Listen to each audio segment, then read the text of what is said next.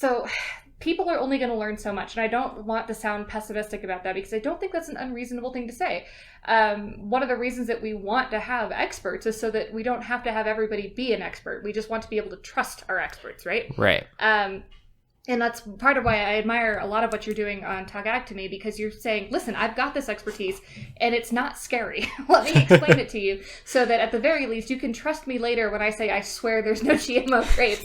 And I can go like, listen, Brendan hasn't steered me wrong yet. I'm willing to bet that if he's made a mistake, it's in good faith, right? And I can trust him as an expert, as a person, rather than as just like you have scientist attached to your name and therefore all is golden. So what you're looking at instead is a trust issue.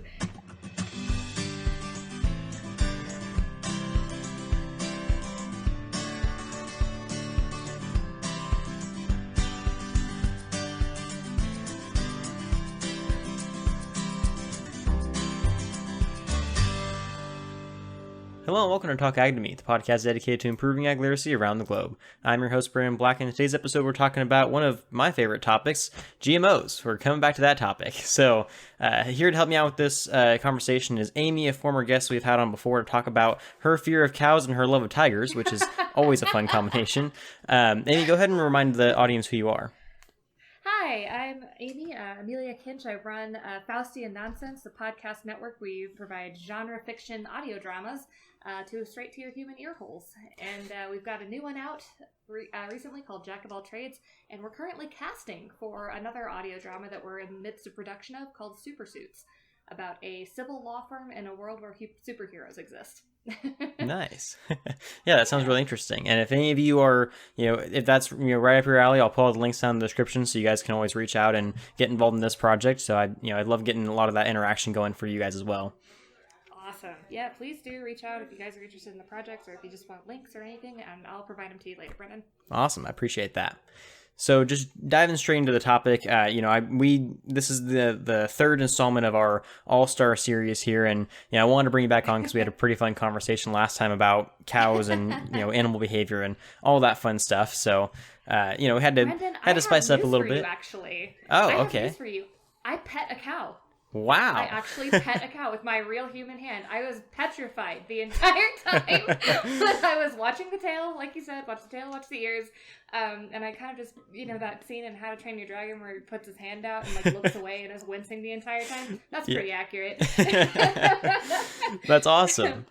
Yeah, I did in fact pet a cow. Wow, I'm very proud of you. Good job. Thank you.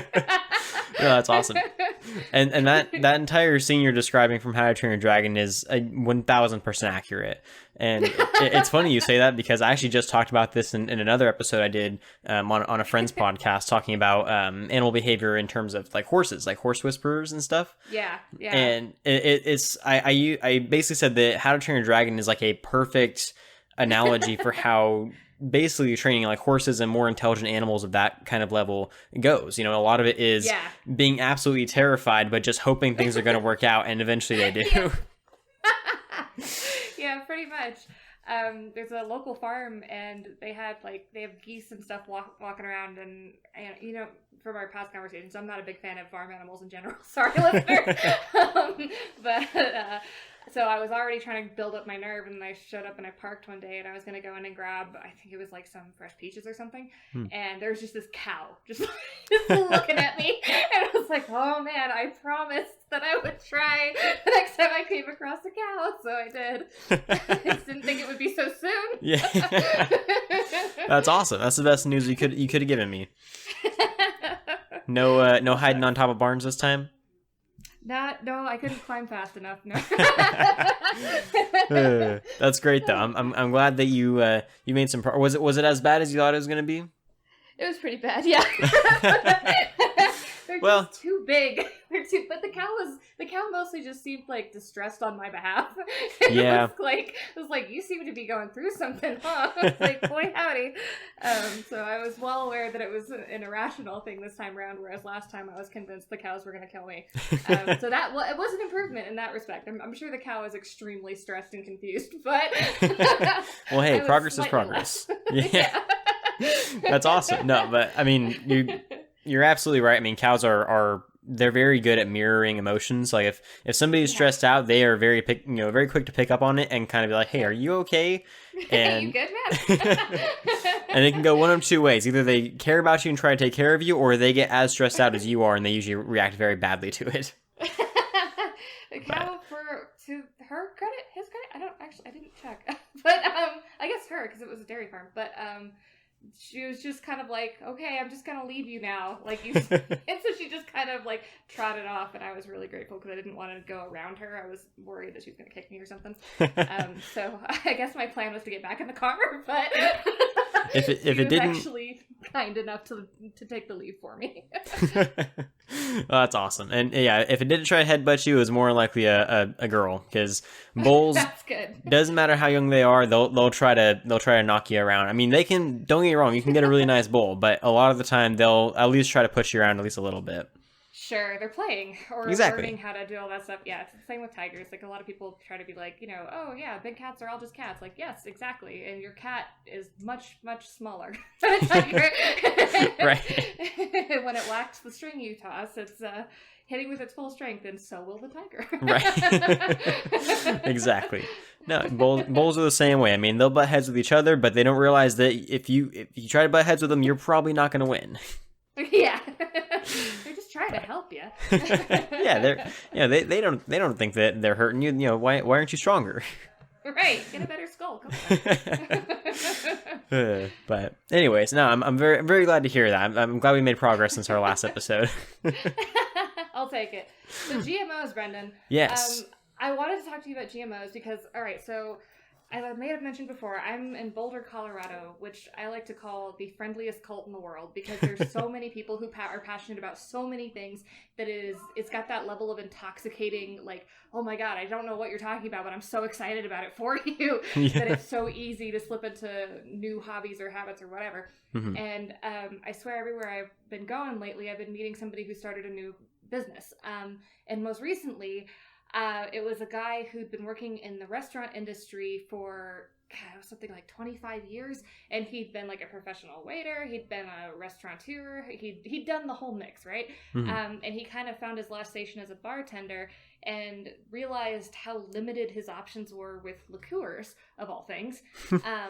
And I know, I had never thought of that as like a limited field, but apparently this was something that like the quality liqueurs are just not a thing that you can really get without knowing a guy, really. And so he said, okay, well, it's not actually that hard to create liqueur that's of a high quality. There's just this total sparseness for like flavor combos and profiles and things to do with them. I've got free time. It's 2020. I'm stuck at home. I might as well. And he started up his own business, and he was telling me about how he insisted on using non-GMO foods, because he does like a lot of distilling and stuff, I guess. I don't quite remember, but he insisted on non-GMO because the taste was different. And that's the first I'd ever heard of that. And I'm sure there's something to that in the sense of it is in fact a different plant. But I've seen so much of the non-GMO fad around me. And I also have enough scientist friends to know that genetically modified does not necessarily mean evil. I'm curious what that means from a farmer's perspective. What does non-GMO mean in terms of actually cultivating that? Is that good for the agricultural industry? Is it bad? Does it have an impact on taste? Is it something we should care about? That is a fantastic question. So as I mentioned in our conversation before, we started the episode, GMOs are something that I hold near and dear to my heart. And for a particular reason, it's not because I'm, one of those, hardcore, like, if you don't like GMOs, then you're dumb kind of people. It's because, so when I was in high school, I learned how to do a lot of my public speaking and a lot of my communication skills giving speeches about various agricultural issues. It was what brought me out of my shell. It's actually the reason I started my podcast in the first place. And the first speech I ever gave was on GMOs. And at this time, I had no idea what a GMO was. Like, I heard, like, the word thrown around, because everyone talks about, like, oh, yeah, GMOs. But, I mean, a lot of people... It's like a boogeyman vibe. Right, exactly. And a lot of people don't even really know, what a GMO is, or what, some people don't even realize what it stands for. Obviously, it's genetically modified organism. But at that time, I wasn't even aware of that. I knew, generally the GMOs were controversial. I knew generally that they had to do with food, but I really didn't have a whole lot more knowledge than that. so I started giving speeches on this issue on, the GMO versus non-GMO, on the health benefits versus, whether or not there are health benefits, the environmental aspect of it, the taste of it, basically all things GMO, because Sure. I was a terrified little, high school student that could not talk in front of people to save my life. And this was like the one topic that I was comfortable talking about because I did a lot of research on Sure. it. So because of that, I hold the GMO topic very, very close. And it literally was your first step out of your shell. That's super cool. exactly. And it is also one of the first ever like major topics that I covered on the podcast. I did like a few like, welcome to the show type episodes where we just kind of, because I used to have co-hosts. Sure. And we just kind of did like intro stuff, and we talked about like, here's some fun ideas we could do for episodes. And then we had like a couple episodes just like talking about like, how to have a better conversation and how to, avoid debates and focus on discussions and all that kind of stuff. But Sure. GMOs were the first like real topic, real issue that we talked about in an episode. So again, it's kind of like a big, it's a big topic for this podcast. Awesome. So that being said, going into this question, this is something that I've actually kind of been waiting for a while, because most of the guests I bring on here are very, either pro GMO or they don't really have a stance on it. So they're kind of just like, whatever. So whenever I talk about it, I get super excited and there's like nobody to respond to it because I'm the only person who cares. Got it. So you tell me whether I should be pro or anti GMO per conversational piece, and I promise I'll stick to that soapbox for that moment. All right. So before we go anywhere, my general stance with this podcast is that I don't, obviously don't take a political stance on anything. I take a pro-agricultural stance. So, and that's not to say I support agriculture despite all odds. If there's something that is happening in the industry that is not good, I'll be happy to point it out. I mean, overuse of pesticides is definitely an issue that needs to be resolved. That's something that I point out all the time. Deforestation for the production of land that we don't really need to be farming. That's something that I talk about. I mean, like, it's definitely not something that I'm like, yeah, GMOs are great because I'm super pro-ag. It's more so because GMOs can have a massive benefit towards agricultural production. Isn't it a matter of like potential? But like okay, so this is gonna be one of those things where I've got like 2/3 of it even remotely accurate and the last third utterly incorrect. But like I remember going to the store at one point and I got these blueberries that were honest to God the size of my palm for a minute, and I was like, that seems rough. Like I feel like there's some like water requirements there that might be gotten a little out of control. But I also know that there was like a whole history with Monsanto with genetically modifying things so that they didn't produce seeds, meaning that farmers had to come back to them over and over again to repurchase seeds versus like, the tomato that is disease resistant and thus can feed 1 million more people. So it seems to be just like a raw potential kind of thing. Am I even remotely close to that? You're on the right track. So okay. a big part of the conversation with GMOs is the what if factor, right? Sure. It's not necessarily the results that we have seen. I mean, that is a big part of it. We have definitely seen a lot of positive results, but a lot of it is this could be a really good thing if we needed it to be. Sure. So because a big conversation that is being had with GMOs is that, so before I get into that, the big benefits with GMOs are mainly increased yields. So you can get, larger crops, you can get more crops per plant, you can get, better quality, all that kind of stuff is a big part of it. Resistance to diseases, to pests, to, environmental issues. You have crops that are more drought tolerant, so they absorb less water and can do more with it. All that kind of, like, those are like the big benefits to using GMOs. And not to mention the environmental benefits because it lowers the use of pesticides and herbicides and all that kind of stuff. So on top of all that, that's like the big like selling point for it. But a lot of people are like, well, why do we need them now? I mean, we have plenty of food. We have plenty of ways of producing food. What's the big idea? Which is a valid point. But the big thing kind of going along with what you were saying about the potential of it is over the next, they're estimating 25-ish years, we're going to have to produce like way more food than we've ever produced before. I mean, they're estimating like 70% more food than we've ever produced before. Wow. And we're going to have less land to do it, and we're going to have less resources to do it with because we're going to have a higher population. And that's why we have to produce more food, is we're going to have a population of almost 10 billion people. And so in order to do that, we need a way to produce a lot of food with a lot less resources, and GMOs seem to be the most efficient way to do that. So that's kind of the big thing. It's like it's great right now, but we're going to need to have the practice of it done in time to make sure we can do it when we actually need it. So that's got it. if that makes any sense. That's kind of the big idea. So it's kind of a great emergency response, but the emergency hasn't occurred yet. Exactly. And we predict that it is likely to occur in the future at some point, given, and granted, I mean, population expectations have likely gone all through the recycling bin after 2020, but it's a matter of, I kind of wonder, actually. But, but it is still a potential emergency to happen at some point that it is a good thing to be prepared for or to know how to handle. Okay, all right. Yes, exactly. So that's kind of the big idea. Before we even get into the is it good or is it bad, it's important to kind of understand, why are we even messing with this in the first place? Sure. Okay.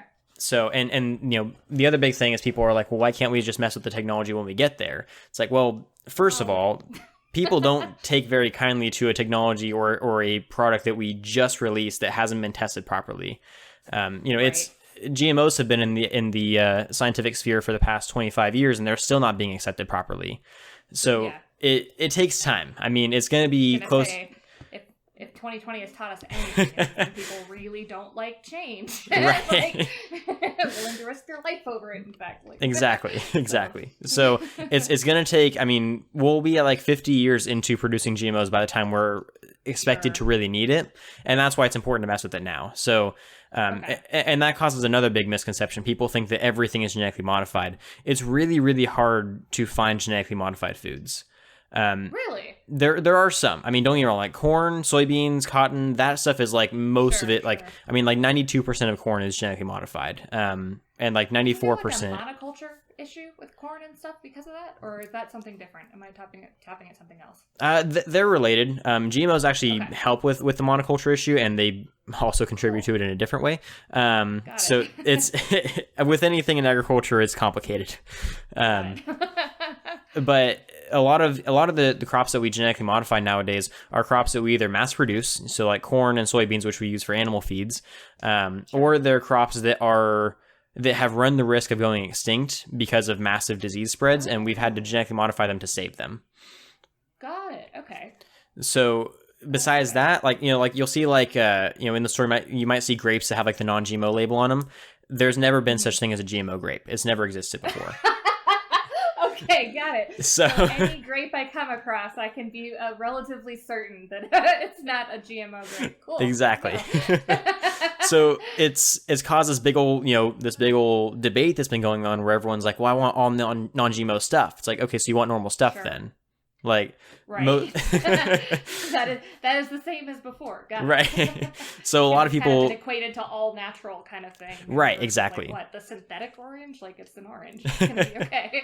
Exactly. So that's kind of what like the non-GMO refers to from the like farming perspective. Is it just hasn't been manipulated in a lab per se, because I mean, if we go like off of like the basic the basic definition of genetic modification, everything is genetically modified. I mean, I was gonna say, because I used the orange offhandedly, but the orange is the product of like what, the citrus fruit, original citron, and like lemons or something. I don't remember, but it was like basically everything, like up to Darwin's pea pods and everything, right? Right. Yeah. So I mean, like oranges themselves, as an example, to use your example, are a product of I believe it was mandarins and pomelos or something like that. That's the one. Yeah.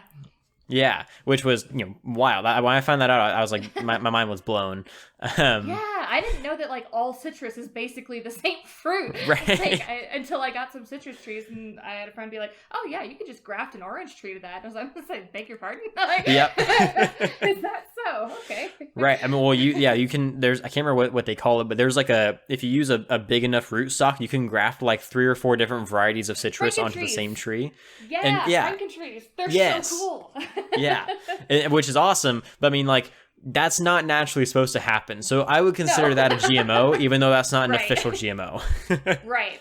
Okay. So like far enough from natural versus like I put these 2 snap peas together and then whoop, I got a new snap pea. Like that's a kind of just a happy coincidence versus I pointedly made something different here. Right. Yeah. So I guess intention is your difference then, huh? Yeah. So for the intended purposes of this conversation, to define GMO in the context of it being used in like the non-GMO label, it refers to something that has had its actual like genetic code altered through artificial means. So not like selective breeding, not like, natural occurrence. Like you literally like go in there and like, it's like CRISPR kind of stuff. You take genes from one thing and put it into another thing and cause it to have a mutation.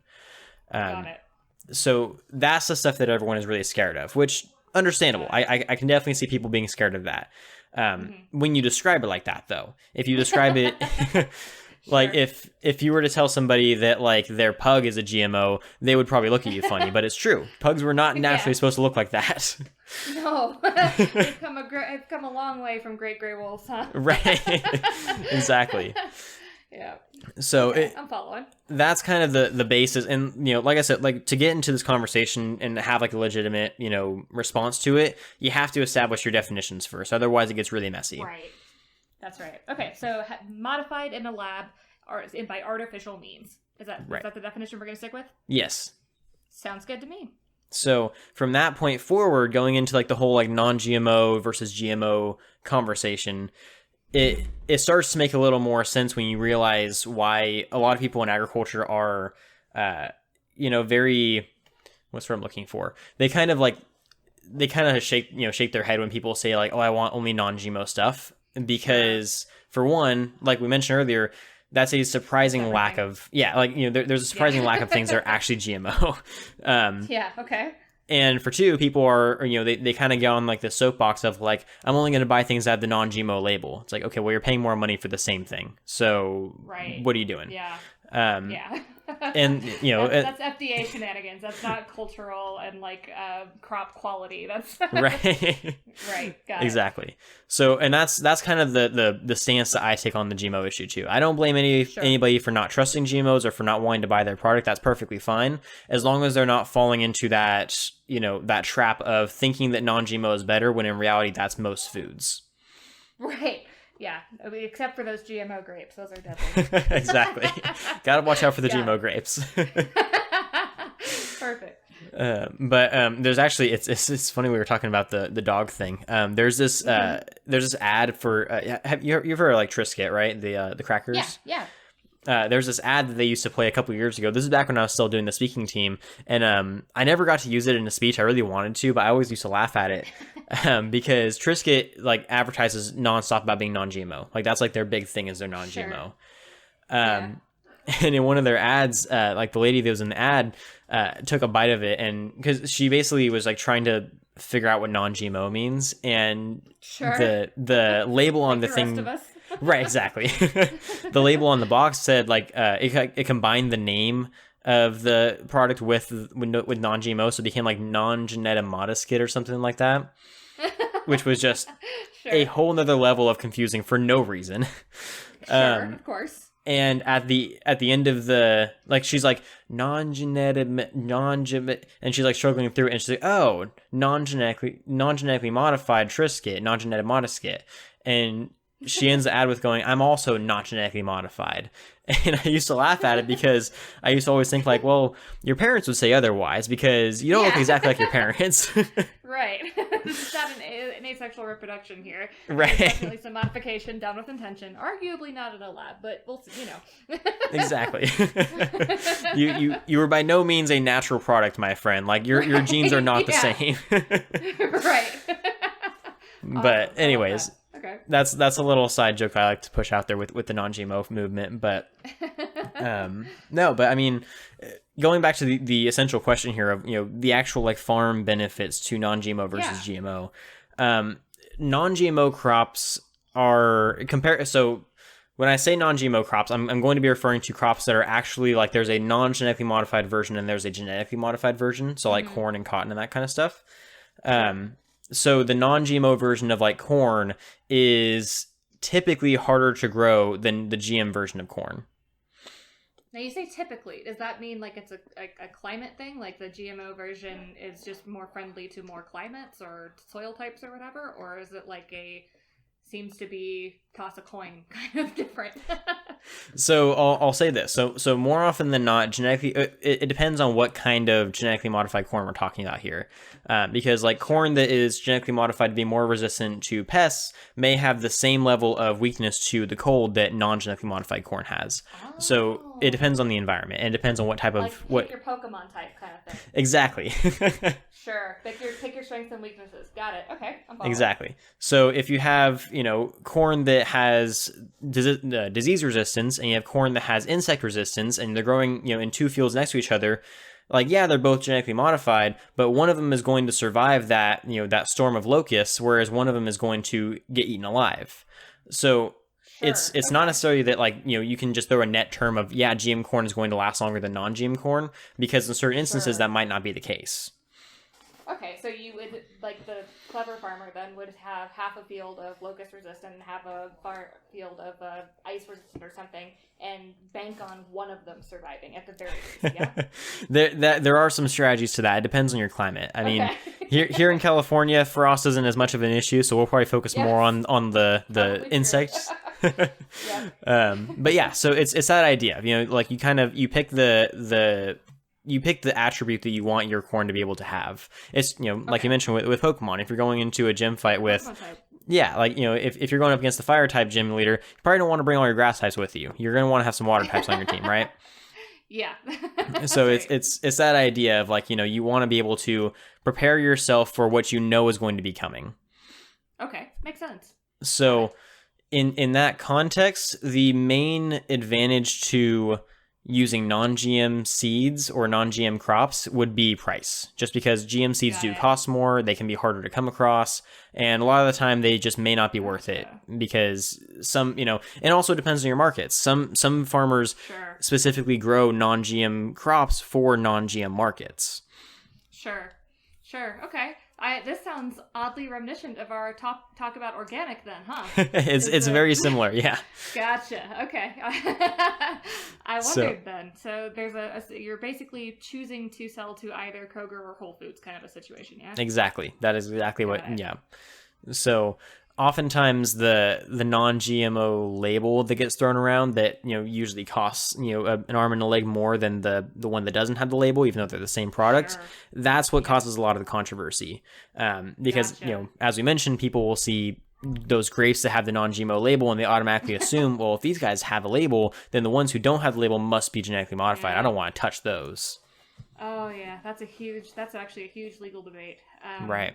So there's once upon a time I was an attorney, for those who might remember from my last episode, but I'm recovering at this point, thankfully. But the tort law has a lot of precedent about warning labels and whether or not a warning label is apt, needed, or required. So one of my favorite cases about this is about Ryobi circle saws. And if you don't know what a circle saw is, listener, what it is it's exactly what it sounds like. You've never seen a horror movie ever. They strap somebody to a table and is moving towards the circle. That's the bastard I'm talking about. Now, most circle saws don't, exist in creepy cabins in the middle of the woods set to tear young teenagers apart or whatever. They instead have a nice cover over the top half of the saw that you can use to push the saw itself down while it's spinning, so that you can cut your 2x4 in half or do whatever you're going to do with it. I guess you could still harm teenagers if that felt so inclined. But so this top half of it was taken off by a person who was needing to cut all the way through a thicker piece of wood and used the handle of the saw instead of the push point on the top of the plastic cover. And the warning label on it said, warning, do not remove. And that was it. And so, of course, he removed it. And the top of it was not just a protection against, like, sawdust going into your eyes or your fingers getting nicked or whatever. It was also a stabilizer. It was resting on either side of the blade and keeping it from spinning exactly on one axis instead of wobbling. And if it starts to wobble, that puts friction where friction shouldn't be. And eventually, the saw saws through the thing that's holding it in place, and wouldn't you know it, the guy lost an arm. Now, the case gets more complicated, because he did this twice, Brendan. He did it twice with the exact same model. He did the same thing. He took the thing off. I know. He took the thing off and then he lost a leg. And then he sued Ryobi, and he said, listen, I know you put a warning label on it, but there's no reason I should have assumed that it would take a limb off. I should have assumed, like, sawdust in my eye or, like, you know, a cut on my hand or something, which I'm an industry professional, and that's a risk that I'm willing to take. I assumed this was faulty product design then, that it came flying off, and Ryobi said, we literally put on the thing, don't take it off. Like, just don't do it, man. Like, just don't take it off. And this was a huge case. And Ryobi ended up winning for all sorts of reasons, but mostly because they have more money. This is the case with a lot of tort claims. And Ryobi basically said their argument was, we could not possibly predict all of the ways you could harm yourself with this, and thus could not be expected to warn for it. And, interesting. Right, which has a lot of interesting consequence to it, right? Mm-hmm. And that's kind of what's been supporting the whole, you can put, like, there's no poison in these cornflakes on your cereal box, because you can elect to choose to tell people what risk they are or are not taking. Mm-hmm. And a lot of FDA, and that's not been officially applied as precedent, but it seems to be a guiding legal precedent as to how companies choose whether or not to put labels on. Like, they'll say a choking hazard if it's like a box of Cracker Jacks with a sticker in it, but they won't say, like, also soy happened in this factory, and if you are allergic to soy, you might die. Like, so they can kind of pick and choose their battles. And instead, they can just put contain soy in the tiniest font possible.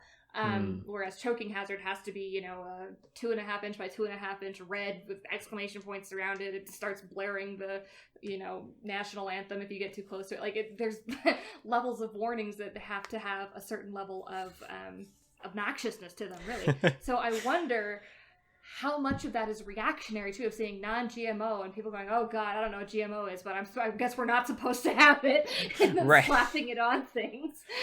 Yeah, no, I mean, that's been a massive issue in the agriculture industry lately, is having this massive debate. And the thing is, like, people think, well, you know, if people don't want the label on there for, you know, because it causes misconceptions, then why are they putting it on there?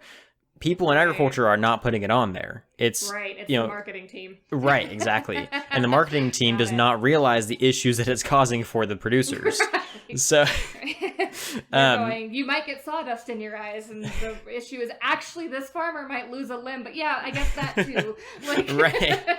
Got exactly. Okay. So one of the big, you know, movements right now from the agricultural side of the discussion is that we shouldn't be labeling things for things that they don't have. We should only be labeling things for what they do have.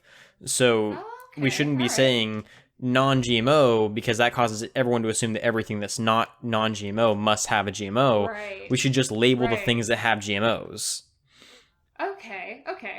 That would make great sense, and I would love to bash the FDA over the head with it. But okay, so then instead of having, so you're basically removing the option to have this will not slice your leg off, and instead say, like, this has the potential to throw sawdust at you, or this has the potential to get stuck in your teeth, or you could, I don't know, choke on it, or whatever, and list the hazards that it does have, which would require identifying them and having consistence on them, so that's a whole nother batch of... Sure.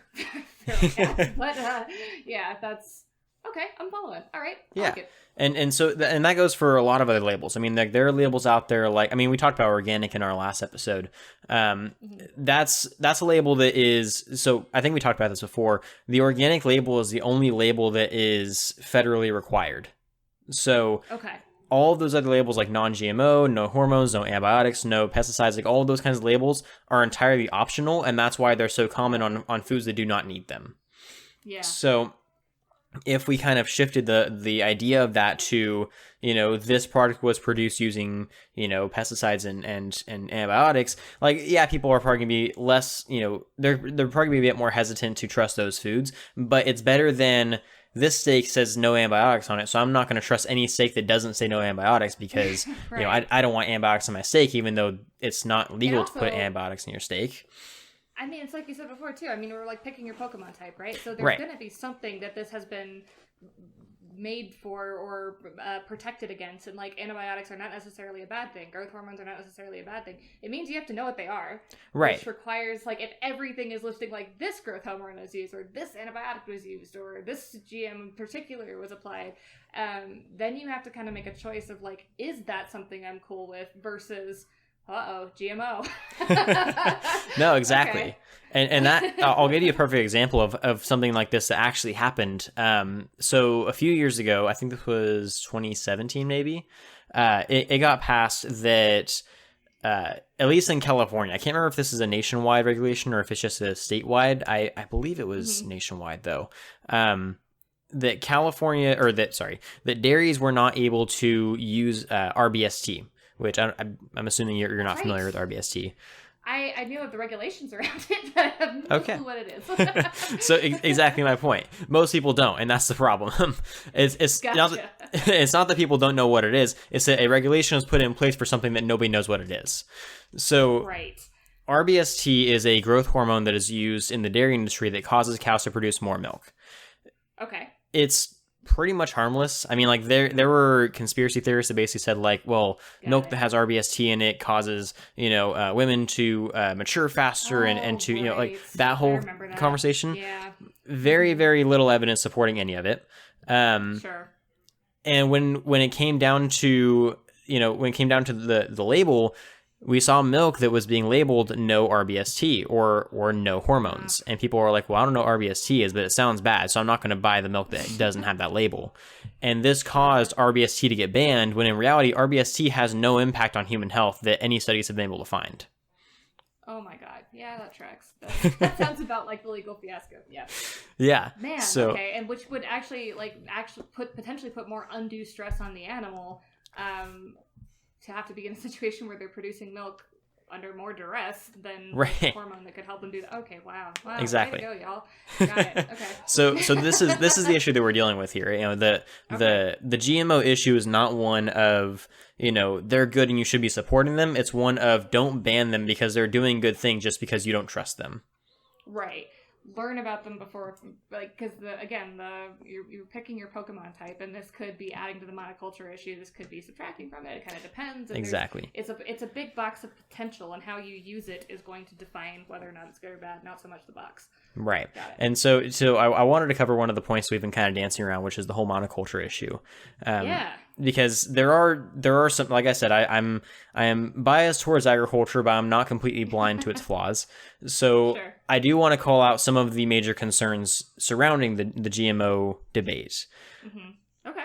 Not that, so when I say concerns, these are entirely speculative. There haven't been any really reliable sources that have proven any negative effects to GMOs, especially not on human health, which some argue that they haven't been around long enough, and that's fair. I mean, it took us like 100 years to figure out that tobacco is bad for us, but but a lot of the issues that people are fearful of are entirely speculative, but I still want to highlight them. So one of the big ones is the monoculture thing. People are worried that GMOs are going to take away from biodiversity in crops. Which I can see where they're coming from. If we use a lot of GMOs, then it's going to, basically like cause a competition between crops. It's going to kill out other varieties, I guess. But the big issue, kind of the fear is like, we're just thinking that everybody's going to choose one kind, and then that's going to die. Maybe like it's a self-selecting kind of deal. Is that right? That's kind of that's the basics of it, which I can understand where they're coming from, but I also don't fully understand it, because a lot of that could happen with non-GMO too, right? Right, exactly, and that actually has happened with non-GMOs. That's actually why we had to genetically modify certain crops. Okay. So an example of one of these is I believe it was, I have the article right here. Yeah, so papaya. Back in the 1990s, this is actually by the FDA. So I mean the very guys we were making fun of, they actually kind of are supporting this idea. So back in the 1990s, there was this really bad outbreak of something called ring spot virus. It's a disease that infects a lot of tropical crops, and it basically almost completely wiped out Hawaii's papaya crop. Interesting. So, which, nearly destroyed the entire papaya industry in Hawaii, which is like one of their major industries, and it's one of the only sources of papayas we have. Yeah. And so basically they genetically modified a version of the papaya called the rainbow papaya that is resistant to the ring spot virus, and that saved their industry. Okay. So that's an example of, like monocropping can be an issue because of that very idea. I mean, the same thing happened with bananas a couple years ago. We actually had a severe shortage of bananas because most of our bananas come from Central and South America, and in the spots that we were growing bananas mostly, all of the bananas that we were producing were genetic copies of each other. They were not genetically different at all. We weren't crossing breeds. We were focusing on mainly one variety. And so we had a virus come in. It was called Tropical Run 4 or Panama disease. And it came in and basically like wiped out banana crops. Wow. I mean, like it was bad. Like there was a while that we were not sure if we were going to have bananas again. Oh my gosh. Wow. It was severe. And the problem with it was those countries that were growing those bananas refused to genetically modify them because they were so against the idea of it. When they finally did it, it saved their crop because it introduced genetic diversity by having that, genetically modified variant in there to fix everything. But until they got to that point, we were almost out of bananas for like a while. Ever. Yeah. Okay. Wow. Wow. Okay. So it's both. I mean, the struggle of monoculture basically doesn't really change with GMO. Like it is the risk of that remains the same. Exactly. It's not so much the genetics of the crop are not the issue. It's how much are we paying attention to what varieties we're using and how much we're switching it out.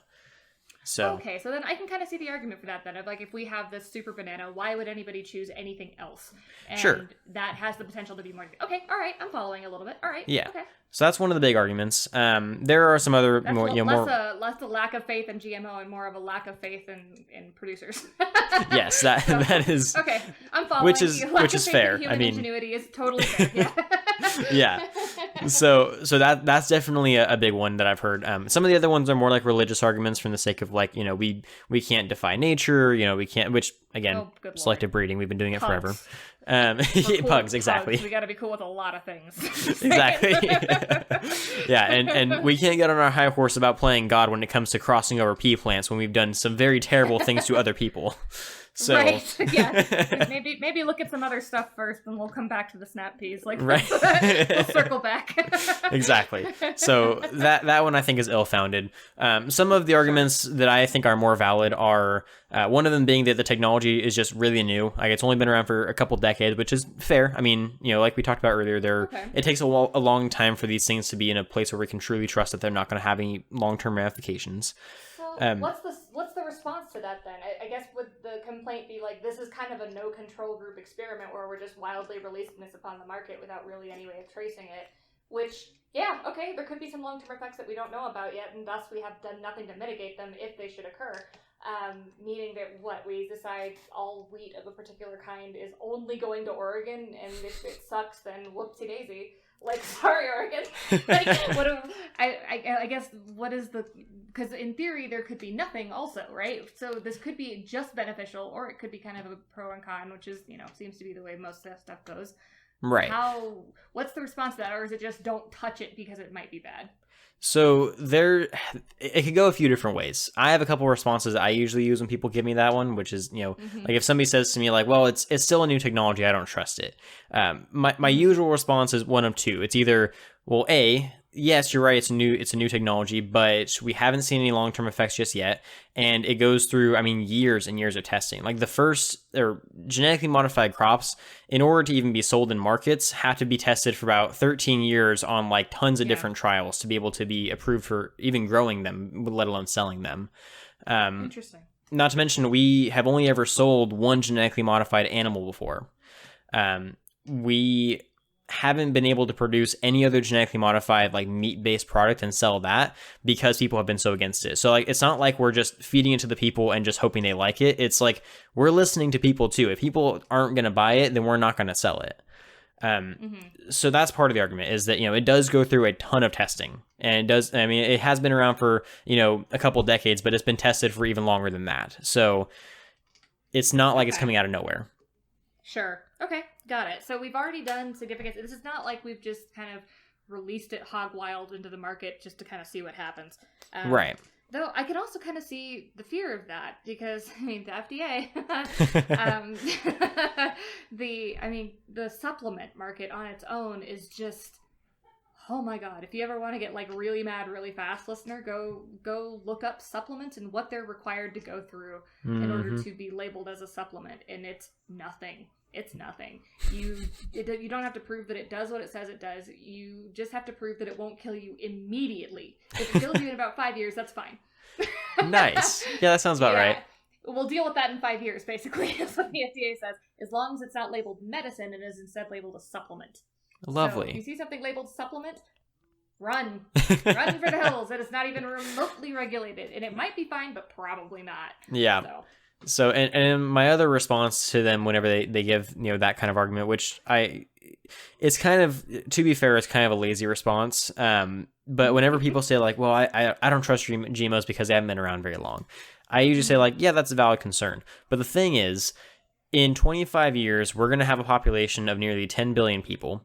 We're going to have a lot less land and a lot less resources, and we're going to have to produce about 70% more food than we're already producing. And we really don't have any other option at this point. So until we find better ways of producing that much food, GMOs might be our only hope. And like I said, it's a bit of a lazy answer, sure, but it is one that can be effective to a degree. To that potential emergency to try. Right. Sure. Okay. I can hear it. So yeah. So there's that one's one of the ones that I kind of give a lot of credit to. That's one that I think that people have a good founding for, but it's one that, and again, I always go back to the whole, like, yeah, it hasn't been out very long, but we also don't have that many genetically modified crops. I mean, like, if all of our food was like this, then I could see that being an issue, but it's not that much. Then this is something that you can't get away from. This is something that you can still pretty easily opt out of. Okay, cool. Yeah, and on that point, I often usually say too, well, then don't eat it. Yeah, that's that is like your entire like people are like, well, GMOs are evil. Okay, then don't buy them. Like that's you again. It's very simple. Yeah, there are many drawbacks to late stage capitalism, but one of the good ones is when it's sparse on the market, you can probably kill it. Right. Yeah, like at the end of the day, this is not being shoved down your throat. It's an option for farmers to produce more food with less resources. It's an option for scientists to find a way to make sure we have enough food to feed our massive population. And at the end of the day, is cheaper. So it's an option for people who don't have the disposable income to spend on the higher priced food that has a fancy label that doesn't mean anything. Sure, yeah. Because the last thing we want to do is like go back to a food desert with, don't worry, it's non-GMO. Like, oh, good, thank you. And now I can pay $7 for the apple. Awesome. Right, exactly. It's not exactly helping anybody. Okay, I did hear, and this is maybe a question for another episode, but about like transit for agriculture in general could be like a life-saving measure. Like if we could find a way to transport stuff easier with less damage to the food in the process, then we would have significantly less shortages. Is there any truth to that? There is to a degree. That is a lot of food waste is during transportation. Whether it be damage or food spoiling or hold it up in the processing chain. I actually a couple weeks ago just did an episode on the entire food supply chain. I mean, like we call it like the life of the cheeseburger. So like from point A to the time it hits your dinner plate, how McDonald's gets a cheeseburger, to you. Which was really interesting, but it basically taught us a lot about, because the supply chain is something a lot of people aren't really familiar with. You have the producer and then you have the processor, and then you have the processor's like where it gets all, stripped down of all like the extra material and just like the best product is left over and gets packaged and it gets distributed and then gets sold. There's a lot of room for error along that chain. So we have people in place to make sure that room for error is smaller, but at the end of the day, there's a lot of hands touching that food, so there's a lot that could go wrong, and that's what causes a lot of waste. Got it. Okay. So yes, to a degree, the transit, issue is a big part of it. Some of it is also accessibility. Like you mentioned, food deserts. That is a part of it. It's just hard to get food to some of those places. Partially because of transportation, and partially just because like for example, like a lot of people are like, well, we're wasting 40% of the food grown in the United States. Why don't we just give it to like an African country that's struggling with it? Well, going back to our GMO issue, some of those countries that are struggling refuse our food. We do offer food to a lot of those struggling countries, and their governments, either, some of the more tyrannical governments that they don't really care about their citizens, they straight up refuse it. Some of the governments refuse our food because of the way we grow it. Some of them just really we can't get it to them in any way. I mean, it's a lot. Because it's one thing to say we'll ship you all of our bananas. It's another to do it. Right. That's very, very different and an extremely intense endeavor that probably will only have marginal levels of success given how many hands it has to go through. Like, even if you have a marginal rate of error, enough margins, you will eventually have a pretty significant rate of error. Okay, yeah. Exactly. So, and that's kind of the big picture there, is that, there's a lot of issues that come with, hunger and with food waste. Transportation is a big part of it, but a lot of it is just because there are complications along the way that a lot of people tend to not realize would be there. Yeah, undoubtedly. And lots coming from inside the house too, I'm sure, in terms of what you're allowed to ship out and everything. Yeah, that makes sense. So, and yeah, we have strict strict trade relations that influence a lot of that stuff, and we have there's like certain areas that we really can't do business with because that might make another country get upset, and like there's just a lot of like foreign affairs stuff that needs to be worked out for us to solve world hunger that is just not there yet. Yeah, that makes sense. Okay, cool. So yeah, we'll have to do another talk about that at some point. That's very interesting to me, the supply chain stuff. Yeah, and that's a really fun conversation too, and it's one very similar to the GMO issue, that people have this idea of like, oh yeah, it's so simple, and then you get into it and you're like, oh, there's a lot more than I thought there was. Yeah, that tracks. That's pretty much every legal issue ever. Yep, that sounds about right. There is an interesting point that I wanted to bring up that I was curious about your thoughts on. Sure. So a lot of countries, especially in Europe and Africa, those are kind of the two main aggressors in this. But a lot of countries are banning GMOs. So first of all, do you have any theories as to why? And second of all, do you think this would have long-term ramifications on their agricultural industries? Well, okay, so as mentioned way at the beginning of the episode, and to do a full circle, like a healthy narrative, it depends on what you define as a GMO, and law is fussy, Brendan. It's very fussy. And basically, anytime you have two opposing sides that are viciously fighting for a victory of some kind, anything that can be made to be skewed in their favor will be. So say, for example, that you are trying to go against GMOs entire, like your firm has hired you to push for this particular legislation, to lobby or whatever, and your job is to just get them to say no GMOs. Whatever that takes is whatever it takes, right? That's usually the objective of the actual like lawmakers in question, is that they're either trying to toe a party line or they're trying to plead a particular populace, and it is all what is going to make people happy on like a marketing level, because as they're not tasked with being educators, essentially, and the people that they would be wanting to educate, it's not going to be their populace. So say you push for that, and you push and you push and you push, and you say anything that has been modified more than 3 times. And that is an utterly arbitrary thing. And you might be going, hold on, modified how? Does this count oranges? Maybe. That depends on the next court case. So, and one of the things that my business partner and I like to say often is that it's legal up until it isn't. Right. And that, like, it's kind of the way that, like, salvia was for a long time. I don't know if you're old enough to remember that whole shtick, but basically salvia was like a off-brand weed kind of a thing, and it just looks like lavender. So it was available, like Home Depot. You could buy plants of it, and then suddenly kids learned how to smoke it. And because, kids will smoke it, including oregano. Right. But salvia, it was basically a mild version of marijuana, and nobody ever thought that was a problem up until suddenly it was, and then it became illegal. Was the plant always illegal? No. Was the plant always a drug? Totally. So, like, it was a matter of time before somebody noticed. So it's a matter of time before somebody makes a stink about oranges, right? And if you, the issue with building a precedent of anything that says no GMOs in any way, shape, or form is that unless you have something that is hyper-specific in definition, that's going to go bad. Like that, there's going to be somebody, we call them bad faith actors, who come in with intention to harm, right? Whether that's to make their opposing counsel or opposing party look poorly, whether it's to artificially cause hunger somewhere so that people are upset. There's always a bad faith actor. There's going to be somebody who is going to interpret the most well-intentioned law possible in the most harmful way they can. So you have to assume there's going to be a bad faith actor, and the more leeway you give them, the farther they can run with it. So when you get hyper-specific laws that are like, no GMOs that have been tampered with by Monsanto, which is Bayer now, I believe, right? Bayer, then only those GMOs are illegal. What happens when Bayer buys somebody else, or when somebody buys Bayer? Is it still illegal, or are GMOs now legal? Well, up until the next court case. They're legal until it's not. So that is a long rambling way of saying it has the potential to have a huge impact. It also has the potential to have no impact, because if nobody sues their local grocer over the scary GMO grape they found, nobody's ever going to stop selling the GMO grape, right?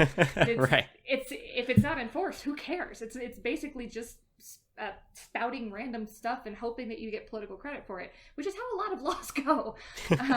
But, say you get a bad faith actor in there who's like, actually, I would love to cause some starvation in France, and then I'm going to actually force them to stick to these weird arbitrary dairy laws that we've got across Europe, because I know it will kill like a good 70% of their cheese production, which, by the way, is actually like a thing that France struggles with, is that there's a lot of dairy production and stuff that has like these ancient techniques or whatever that they use to make it safe that they will not reveal for sales purposes, and as a result refuse to be regulated. And basically the EU has just gone, whatever. And nobody has decided to push. We might need an episode on that one. That sounds interesting. You should look it up. You'd really find it fascinating. Like the England's response was to basically put a sticker on it that said "not regulated," and everybody's like, "Oh, so it's the good cheese." And like it was a bizarre. Like I learned that when I visited London. I was like, "Oh, so y'all take a look at that and go, sweet, illicit cheese. I love it." And it's like I kind of love that. It's a cultural response. But yeah, it's legal until it isn't. You could potentially say anything that's genetically modified since the dawn of human history is now illegal, and suddenly France can't have food. And now things are going to get dire real fast. Or you could say non-GMOs, and why by GMOs I specifically mean this one particular strand of soy because we have prosecuted that case only. Well, now you're out of that particular strain of soy, and that's about it. Yeah. Interesting. So it depends. It's the legal answer of all time, but it still applies. Interesting. Okay, that's. I have a lot to go off of that. Think of it in the sense of like, you're in high school and everybody's like, okay, you're not allowed to have your phones out or whatever. But some teachers just don't care at all, and everybody has their phones out. It's not that rule has changed. It's that nobody's enforcing it. Gotcha. Yeah. Interesting. Okay. I mean, that makes a lot of sense. And now I'm going to have a very strange search history as I look up French cheese laws. Yeah, welcome to that mess. But no, and I also had the idea of putting a grape on a t-shirt that says I'm a non-GMO, but I figured that might get me in trouble. But oh, hold on, Brendan. I just disconnected my headphones on accident. Oh, no worries. Hold on. All right, go ahead. Oh yeah, I was just saying that I had the idea of making a t-shirt that has a grape on it that says I'm not a GMO, but that might get me in trouble. No, you should be okay. Not labels are fine, apparently. Apparently, yeah. If somebody sues you over that, you could make some really good change. This is true. One of the things that we've actually been joking about with supersuits, fun fact, well, I say fun in the way that lawyers say fun fact, meaning it's not fun at all, but it's superhero as a term was copyrighted by DC and Marvel. And there's only, meaning that in your novels, in your books, in your magazines, in your text messages, if you are at all selling something to somebody via text, I guess, but you could be. If you use the word superhero, you are liable. In theory. There has only been a couple of cases about this where they have actually won, and it was when it was in the title of the thing, and it seemed to be only at like a state trial level. So meaning that it is not nationally recognized yet. And it is the same thing with the word, here's where you might find this interesting, especially with GMOs, mutant. Interesting. Because of the X-Men, yeah. Yeah. So we've been joking with supersuits because it's, one, frankly ridiculous that superhero is a copyrighted word. That's bonkers. And Jack Kirby would be, like, rolling in his grave. Absolutely, yeah. But we're running a podcast called Supersuits, and we are halfway curious if anybody's going to try to sue us over using the word superheroes, because one, that is free publicity, and we will absolutely take that. But two, what a wonderful opportunity to make change for Creative Commons ideas that have been around long enough that they should be in Creative Commons by legal definition, and certainly are Creative Commons in a cultural definition. So as a former attorney, my advice is cause some trouble. Do it. Interesting. I like that advice. I mean, if you guys do get sued, then I am. Would that be great? That would be fantastic. Like everybody would hop on and be like, "Yeah, screw Marvel," and like, a million supporters. So no, I would be on your team. I mean, I'm trying to produce a series of comic books myself based on agricultural stories that I would like to use superhero in. So that would be very beneficial. And you should be able to. Superheroes are one of the few. Like it was a Jewish American art that was so endemic to our culture in the 30s, 40s, and 50s that it shaped like our fashion, it shaped our notion of family, it shaped our notion of market. It was huge. And to say that is specific to two companies that, by the way, cooperated just that once to get the copyright and then immediately parted. Ugh. Yeah, that's the only time they ever agreed. And now that Disney owns Marvel, let that one percolate for a second. Man. Yeah. So, in other words, use it with wild abandon. It's kind of the same thing with like photoshopping. Eventually it becomes a verb and they can't do anything about it because that's how language works. Or Velcro. Yeah, that's right. Or Kleenex. That's right. Yeah. No, that's so funny. But no, I definitely think that you're onto something there. I think that we need to start a revolt against Marvel and DC for that one. Let them eat themselves. They'll do it eventually. But just make enough books with superhero on it, and they'll have to eat their own dirt real fast. Just like, all right, fine. Basically, but yeah, cause some trouble. Awesome. I like it. Sometimes I like it. So one more thing on the foreign GMO issue. I wanted to share a story that I've discussed briefly on the show before, but I kind of wanted to discuss it in more depth surrounding our conversation. Sure. So in my hometown of Tulare, back in the smack dab middle of California, we have this little show, and when I say little, I mean not little at all. It's incredibly massive. The only exciting thing that happens in my small town at all, it's called the International the International Farm Show, the International Internet. I'm forgetting the name of it. Google it quick and then edit later. The World Ag Expo. It's at the International Agri Center. That's what it is. I was like, I have gone to this thing every year of my life, and I have made an entire video series about it 3 years in a row. How have I forgotten the name of it? Sometimes your brain just decides, well, that's not useful right now. It's been one of those days, and my brain has just been a bit slow. Run into that again, and this time with confidence. What's it called, Brendan? It's called the World Ag Expo, and it is hosted at the International Agri Center. Okay. There we go. Anyways, so I think part of the reason is because at my hometown we call it the farm show. So like we don't even call it, we don't use the whole name for it. But yeah, so yeah. Like Velcro. Exactly. But well, it used to actually be called the farm show, and then they changed it to the World Ag Expo. It's a whole thing. Anyways, names are weird. They are. But basically it's a trade show where inventors, technicians, engineers can show off new technology and methods they're implementing into agricultural, industries around their surrounding area. Sure. So this is where we see like the introduction of all kinds of new stuff. Like robotic milkers, solar powered tractors. I mean, like you name it, it's out there. Sure. Really cool stuff. And I love going because it's like Disneyland for farmers. It's awesome. Sure. Yeah. And so I've gone to it every year since I was a little kid. And when I got into my first couple years of college, I started doing a lot of media coverage over there. And I was actually working with the teams that put it on. So they actually like gave me like a whole media badge and stuff. It was really cool. But one of the years I was in high school, I was there. I was working this little booth, helping out one of my friend's dad's booths. And this farmer from Sweden came over because we get farmers and like industry men from all over the world. I've met people from Italy, Germany, like everywhere. Wonderful. Which is super cool. I love it. I mean, like that was one of the things that really got me interested in connecting with people across the world. It makes a difference. It makes a huge difference. It does. And more than you'd ever think. Yeah. It makes a huge difference. No, it opens your eyes. I mean, it shows you like new cultures, new perspectives on things. It's crazy. But I got into a conversation with this Swedish farmer, and he was like probably I would say on the younger side. I mean, I really don't know his age, but which Swedish people they vary in like to me all Swedish people look young. Yep. So like he could have been like 60 and he looked like he was 30. So sure.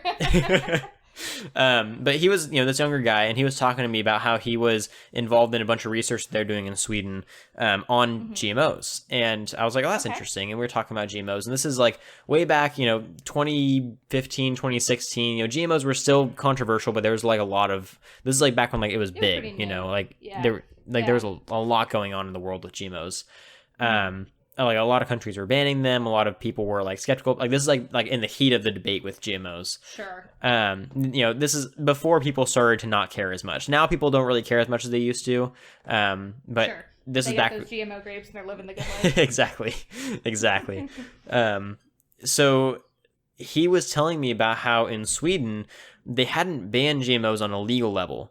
But because so many of the Swedish citizens were against GMOs, mostly because of lack of information, they didn't have great education on what the subject was, or like what GMOs were really like. Exactly, it was a new science, it was a new subject that was really being introduced.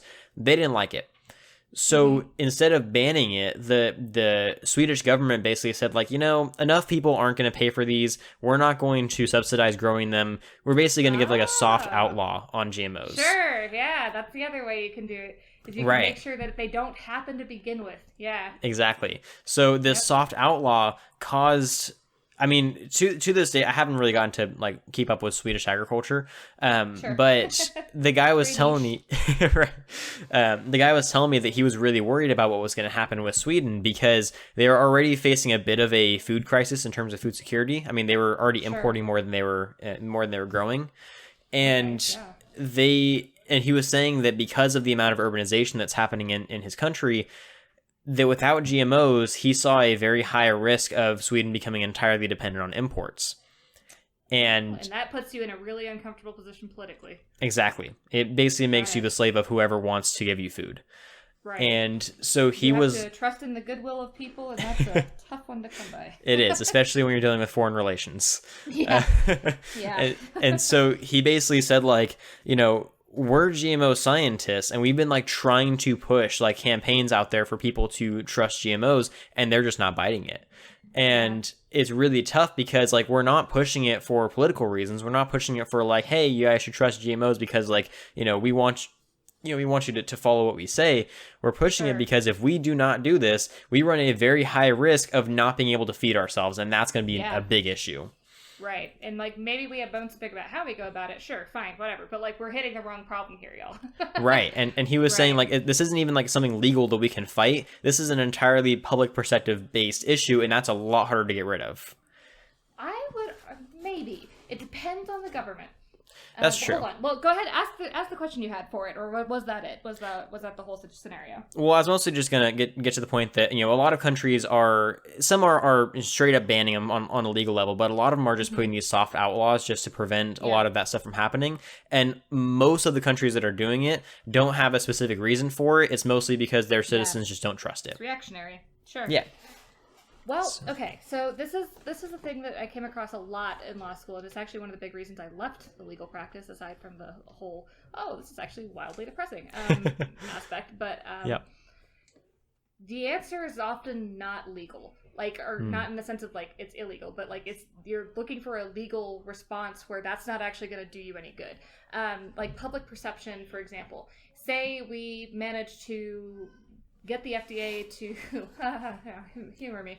To get the FDA to cooperate and be like working in good faith and not having insane supplement laws and like actually for the good of both people and the farmers and everything instead of lobbyists and all that whatever. But like imagine for a moment that we did that. There's still such a huge public misperception on so much stuff that you are really looking at a marketing problem.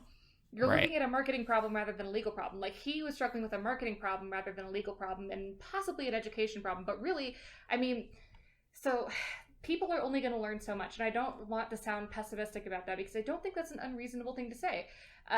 One of the reasons that we want to have experts is so that we don't have to have everybody be an expert. We just want to be able to trust our experts, right? Right.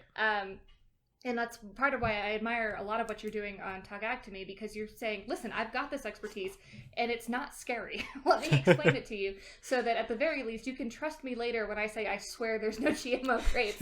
And I can go like, listen, Brendan hasn't steered me wrong yet. I'm willing to bet that if he's made a mistake, it's in good faith, right? And I can trust him as an expert, as a person, rather than as just like you have scientist attached to your name and therefore all is golden. So what you're looking at instead is a trust issue. Anything that comes from them because they're GMO scientists is going to be a trust issue. The moment somebody points it out, it's over, right? So you're looking at an educational issue that can only be solved with marketing.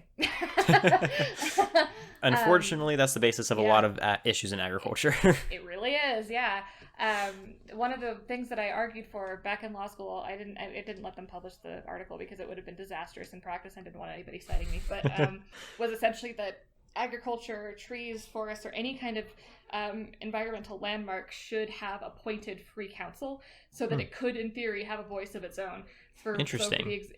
For example, say this particular crop got wiped out. In theory, the crop could sue the farmers. Like, did you screw up and do some irresponsible monoculturing?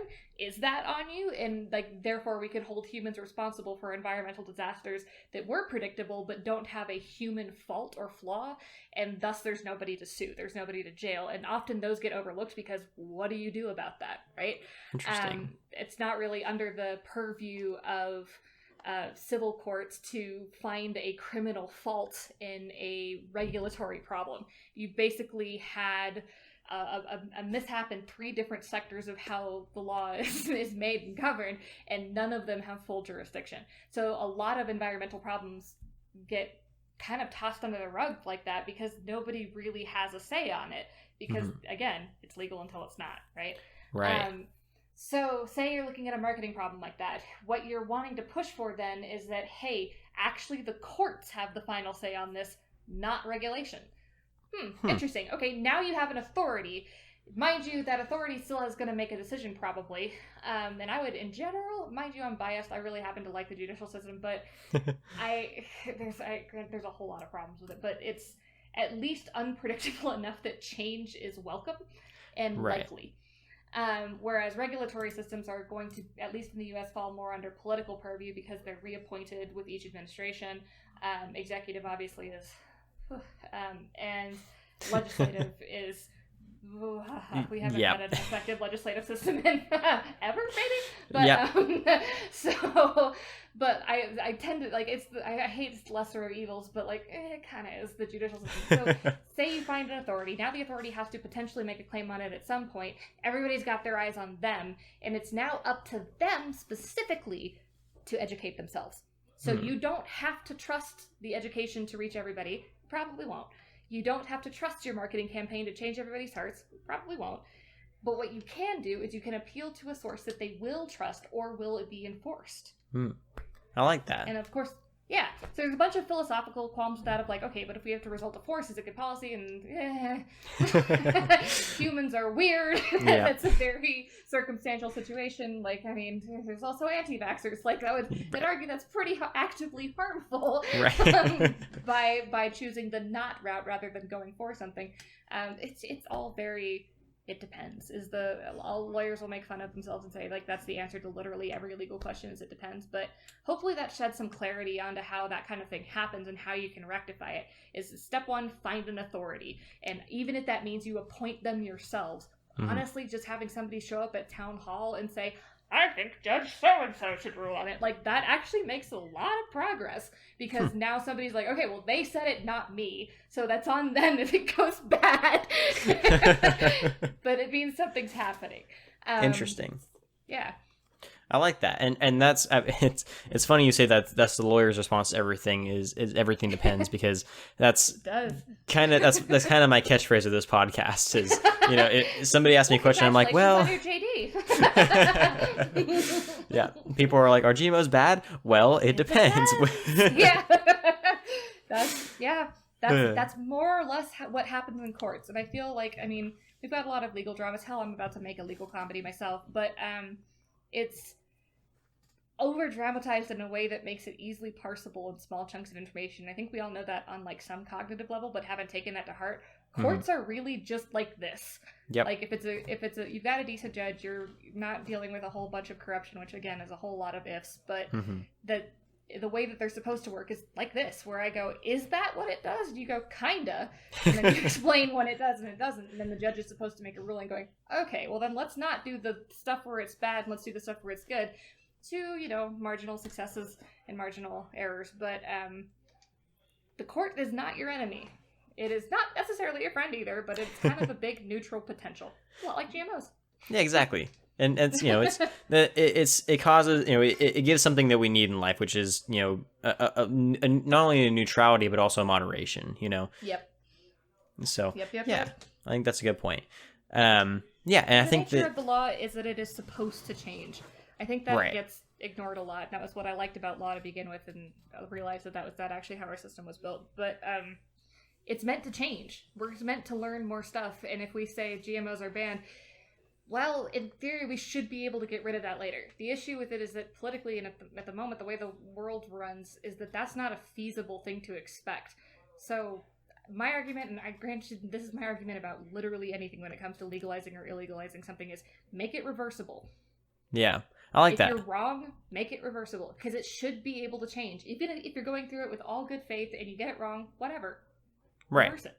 Yeah, I mean, that we talked about this a little bit, you know, when we started this episode, but I mean that is the foundational of, you know, the foundational motto of this, you know, of this podcast is I can be wrong sometimes, and when I am, I will call it out and let you guys know where I messed up. You know, it's being able to be liable for errors and correcting them is a lot more important than just, you know, trying to be right all the time. Yep, makes you a reliable source, a reliable expert. Exactly. And that way you can pet the cows and I don't have to. It's exactly. No, exactly. And that is a big, you know, a big part of this. I mean, what I try to do on this show, you know, it's something that, like we talked about earlier, GMOs are something that they just basically need a better marketing team. You know, they really do. And that's an issue with, you know, with a lot of things in agriculture, and I think a lot of things in the world is just they need a better conversation being had about them, you know, like, and that at the end of the day, I mean, that is the essential purpose of this show, is an educational podcast. I mean, it's my little opening blurb. It's dedicated to improving ag literacy around the globe. You know, it's focused on, you know, not just providing answers and solutions and information. It's, you know, having a conversation that we can get to points. I mean, that's why I like talking to people who don't come from agricultural backgrounds like you. You know, it's interesting to get the thoughts of somebody who doesn't grow up around that stuff. Because I mean, back home, everyone's like, yeah, GMOs are great. Why would you ever not support them? But I talk to somebody who doesn't know, and they're like, can this kill me? I'm like, I didn't even think about that. I should probably look into that. Oh my God, you're so right. Yeah. No, it's true. And I mean, it's one of the big reasons that there's a huge push lately for non-traditional lawyers and non-traditional representatives, which has its pros and cons, because the system is a lot. And there is a lot to be said for knowing about how because again, bad faith actors, essentially there's traps everywhere, and you don't know what to look for. Odds are good that it's going to kind of go tits up real fast, but but that doesn't mean that we shouldn't have like an appointed experts in Congress going like, actually that's not a thing, Senator, because like that would save a lot of time. And this has impact across all sorts of different industries in our day-to-day life. Having experts be able to speak to each other is huge. Right. No, exactly. I mean, that has been a big push lately in the ag communications sphere as well. I mean, a lot of people, the ag communications thing has been growing steadily, which I think is fantastic, because we need a better, you know, we need more people out there doing, not to pat myself on the back, but doing what I'm doing, you know, get out there and have. No, it's true though. I mean, agriculture in particular has been notably isolated due to the nature of it. Like, if you're on a farm, you're not going to be in the middle of the city, so it's going to be kind of hard. Exactly. And a big part of that is, you know, we're not engaging in productive conversation about these topics. We're kind of just, you know, we're defending our piece of it, you know. Right. Well, because there's this, I mean, there's an artificial intensity being inserted into it by people who want to profit from it. You know, right? The usual.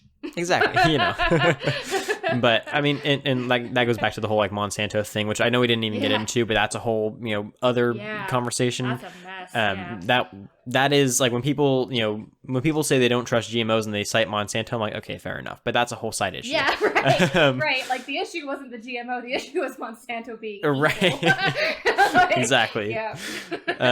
But it goes back to that whole. I mean, a big push lately in the AgCom department has been, if you're not willing to have the conversation, at the very least, don't just say something. Just cite an article. Say like, hey, this expert did research on this. Like if you said, hey, I don't trust GMOs, I could not either calm down enough to have that conversation with you if it annoyed me, or if I just didn't have the time for it, I could just send you an article saying this is everything you need to know about GMOs. Can we talk about it after you read this? Like. That makes sense. Having that ability to just say like, I'm not an expert on this, but here is one. That's a huge thing that we need to be doing more. That is definitely not happening. Yeah, agreed. I think we need to introduce "I don't know" into the common lexicon. Yes, I agree. It's okay to not know things. Yeah. And not only is it okay to not know, it's okay to ask other people for their thoughts on things too. It's the whole point of a community. Exactly. To have some people on different stuff. It's good stuff. I saw a quote today. I can't remember what it where I saw it now, but it was like if two people agree on everything, then one of them is useless. Oh, I love that. Oh my god. I need to put that on a t-shirt and market it to my ex-colleagues. That'd be great. Speaking of marketing. Exactly. That's pretty dang good too. Yeah. There's no feasible way to have the exact same experience as somebody else, and what's good for one person might be horrible for another, and that doesn't change the aspect of it either way. It's complicated. Right. It's more complicated than we want it to be, almost always. That doesn't mean it's not worth tackling. That was my other big complaint with law. So there's a lot of stuff that's like, yeah, but that's too hard to get into. Like, it's literally your job. Right. I don't think that's a good enough reason to not do that. Yeah, that'd be like it'd be like a farmer being like, well, yeah, I could grow food to feed everybody, but that's really hard. It's like, well, that's what you're being paid for. Like, right. That's the whole premise here, man. Yeah. Yeah, nobody else is doing it. That's why we're paying you to do it. Right. That was the whole concept behind the subsidies, my dude. You gotta go. You gotta do the thing. No, I found the quote. It is, if two people agree on everything, one of them is unnecessary. And it's by Got it. It's by Winston Churchill, of all people, because of course it is. Oh boy, of course it is. Yeah, it's got to be. I was gonna say the unnecessary made it slightly more incendiary. There's the Churchill touch. Yep. And it was posted today by a buddy of mine who actually does another ag podcast. It's called Ag State of Mind. Jason, shout out to you. Actually, he's gonna be the next episode, so that kind of works out. Fantastic. Hi, Jason. He does a podcast all about mental health and agriculture, which is another big issue that needs to be addressed. Cool. But yeah, so that kind of, I mean, we can talk in circles for hours about, the amount of things that could be fixed on all fronts of legal and agricultural and conversational and societal, but I don't think we're in a solid enough position to have all the answers just yet. Almost by definition, we're not. No. But yeah, I think that kind of wraps up all the points I had on this. Did you have any other questions? I know we didn't address everything that we wanted to, but it's a big topic. I was gonna say, I always have more questions, Brendan. You know me. But I've learned a lot more, and I have a better idea of how to participate in those conversations. Because before, I'd have people tell me I would never touch a GMO, and my question was always why. Right. Like, I don't know why. Do you know why? You seem to feel very strongly. So that's now a valid I have a better question. idea of like how to be like, oh, is it because of the monoculture risk, or is it because of like a capitalist risk, or whatever? Like it's a more meaningful way to engage with that and other small business owners, and potentially help educate folks that are possibly paying too much for their non-GMO grapes. Yeah, no, and that's another big thing to go on another tangent. Another big thing I push, which is it's okay to ask why. Like, if somebody says, "Oh, I don't support that," don't just go along with what they say. Ask them why. Say, okay, well, what's your reason? Do you have like a specific purpose? Have you done research in this? Like, what's causing you to not support that? How do you feel strongly about this? Like, yeah, you seem to have a stance. Where is that coming from? Right.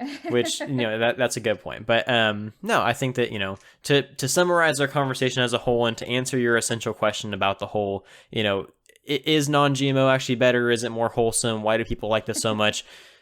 Non-GMO has a much better marketing team than GMO. That's as simple as I can put it. Got it. So, all right. Well, I think that kind of covers everything. So before we close out here, if you have any other comments you'd like to make, go ahead. Otherwise, remind everybody who they are and where they can find all of your cool stuff. Sure thing. My name is Amelia Kinch. I go by Amie to my friends like Brendan here. And I run the Faustian Nonsense podcast network. And we've just released Jack of All Trades. You can find it on any of your favorite podcasting platforms or straight through the Faustian Nonsense website. And all the links are there. And that's faustiannonsense.com. Pretty easy to find. Or on Twitter, we are at Faust Nonsense. We have learned how to use Twitter and we're coping with that. And if you have the inclination to voice act or perhaps be a thorn in the side of Marvel and DC, reach out to us about super suits. We currently are open to all auditions for all of the main members of the cast, and we are working with already. We've got a couple folks cast. If anybody's familiar with the Magnus Archives, we've got Ben Meredith and his brother Tim Meredith, and a few others that I won't name publicly just yet. But if you happen to be a fan of the Magnus Archives, you'll like our cast. Interesting. Awesome. Well, yeah, so thank you so much, Amie. I'm going to put all the links down in the description so everyone can go find your stuff. For legal reasons, Talk Ag to Me is not liable for any action taken against Marvel or DC.